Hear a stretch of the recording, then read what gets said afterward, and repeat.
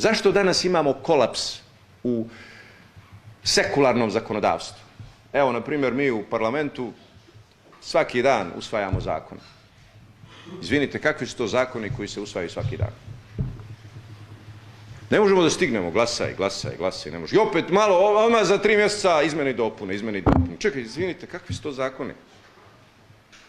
Ovo nemojte pričati ovima u Beogradu, ljutit će se što kažem. Sad govorim kao teolog, ne govorim kao političar.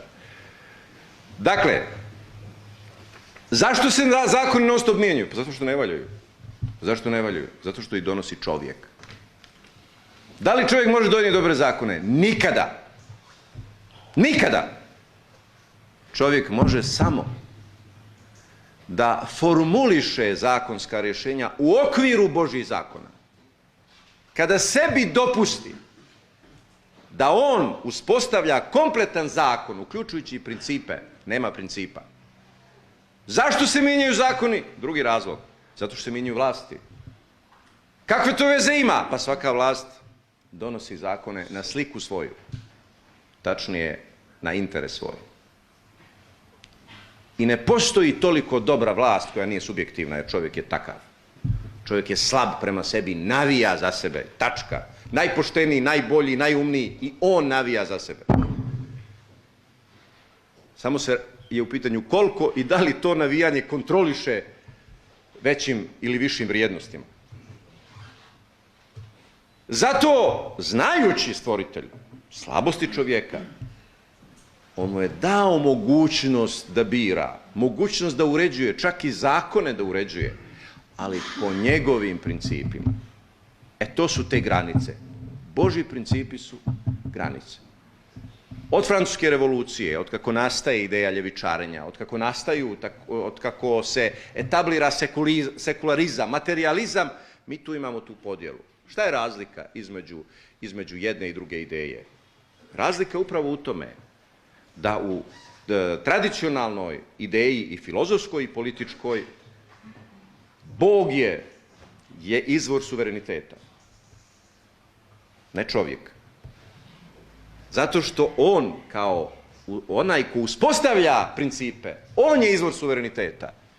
A čovjek je, po ideji zapadnih konzervativaca ili desnice, kralj je predstavnik Božje volje na zemlji. Da li je on tome dosljedan? Ne, to je drugo pitanje, govorimo o teoriji. Po našem islamskom učenju čovjek je halifatullahi fil ard, zastupnik Božji na zemlji. Takozvane ljevičarske i druge sekularno-liberalne ideje kažu ne. Čovjek je izvor suvereniteta. On je centar. To je homocentrizam. Dakle, on je taj, od njega počinje sve, dakle, stavljanje čovjeka u svojevrsnu poziciju božanstva. To je bazirano i na darvinizmu i na svim idejama materialističkim koje su kasnije ili prije razvijene.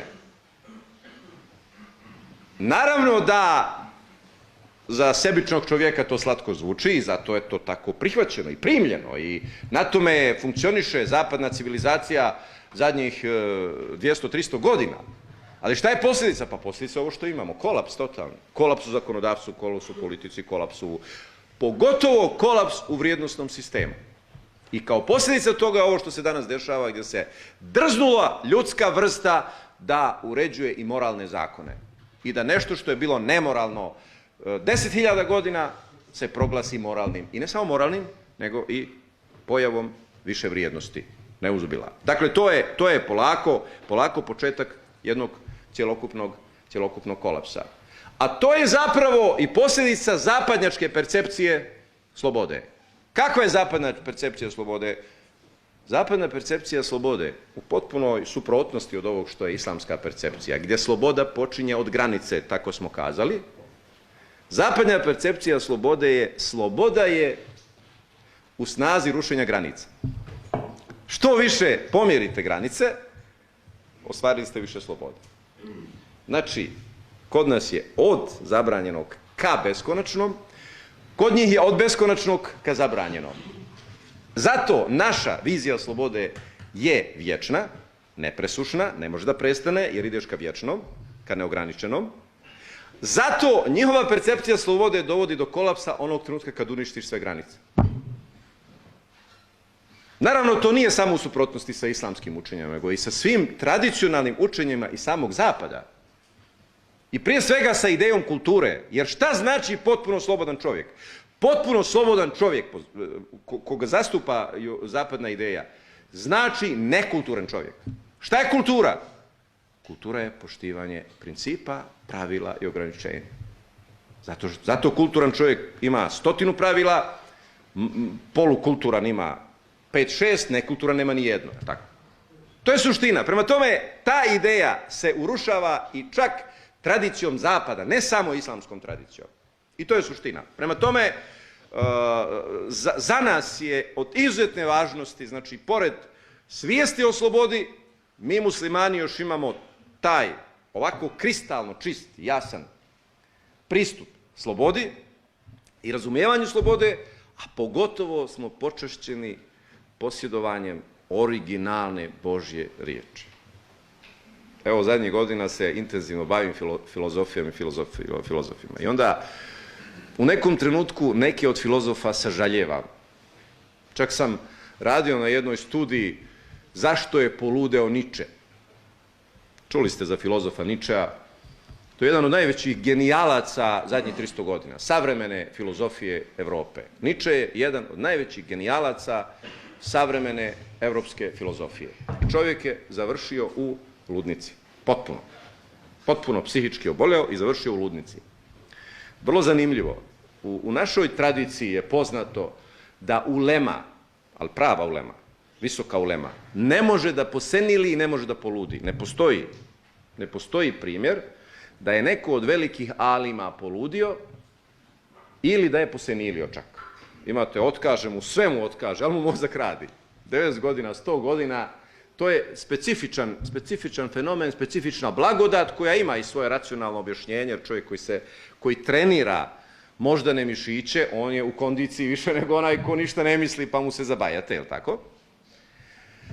Ali, naravno, za islamske učenjake to ima i svoju duhovnu dimenziju, ne samo ovu racionalnu. Šta se desi sa jednim Ničeom, najvećim mozgom savremene filozofije Zapada, koga, nažalost, nisu mnogi razumjeli.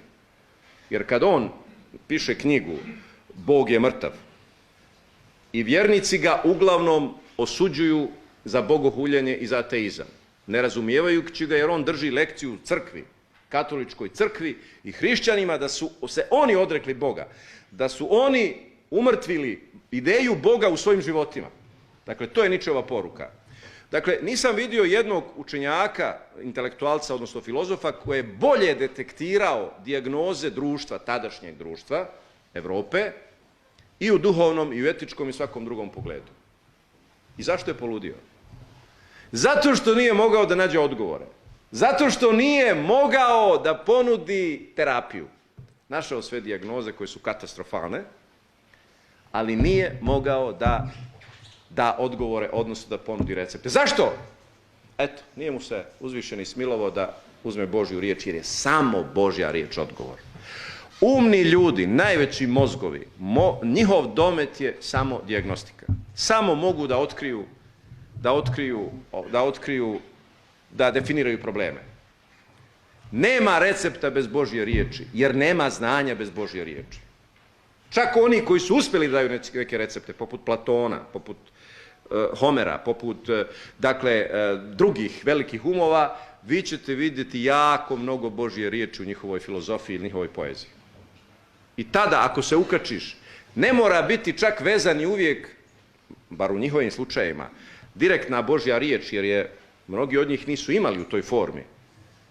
Ali da li po liniji ilhama, inspiracije, kroz umjetnost ili kroz vezu sa određenim ostacima Božjih objava, kroz hinduističke spise, mesopotamske spise, egipatske spise i tako dalje, ali tu se jasno vidi dodir sa Božjom riječi.